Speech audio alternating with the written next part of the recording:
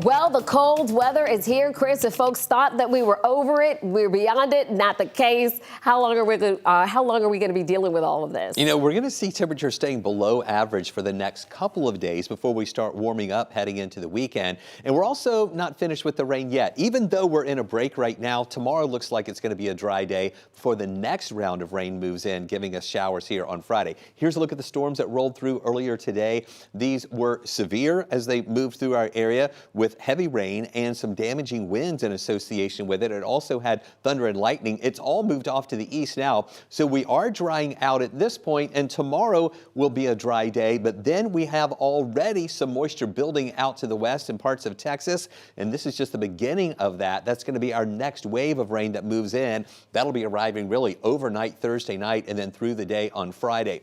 The winds are still out there, but it's just not as strong as they were earlier. The National Weather Service did cancel the wind advisory that was supposed to expire at midnight, but they canceled it just before 10 o'clock because the winds have moved below what we consider wind advisory criteria. You can see at midnight we'll be at about 18-mile-an-hour winds here, and then through the overnight hours they die down a little bit more. Tomorrow morning, some breezes, but again, those wind gusts are only going to be maybe 5 to 15 miles an hour throughout the day tomorrow. So just a little bit of a breeze here and there. But the thing you're really going to notice, if you haven't already noticed it tonight, is those temperatures are falling. We're in the mid-40s right now, lower 40s up in Canton, 30s in Blairsville and Clayton. Watch these temperatures while we're sleeping tonight. They continue to fall by tomorrow morning, right around 36, 37 degrees here in the city. In the outlying areas, we may even have some lower 30s around, some temperatures near freezing.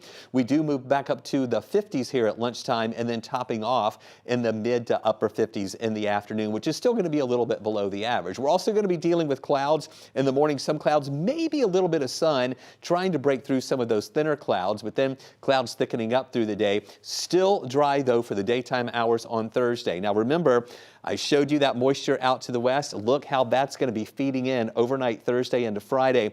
And this moisture is going to be pushing in from the southwest, while at the same time, look at these arrows here coming out of the northeast. That's the wedge that we often have here. It's a shallow layer of cool air at the surface, and the moisture is going to overrun that, and that's just going to make it a pretty soggy day here on Friday. Also a very chilly day on Friday, too. After getting up to 56 on Thursday, our high on Friday with that rain is only going to be around 48 degrees. Then rain chances Saturday at 30% with highs back to 62. Only a 20% chance for a shower Sunday and 67. Upper 60s Monday and Tuesday with a 30% chance for rain. Then higher rain chances by the end of the week at about 50% with highs in the mid 60s. All right, thanks a lot.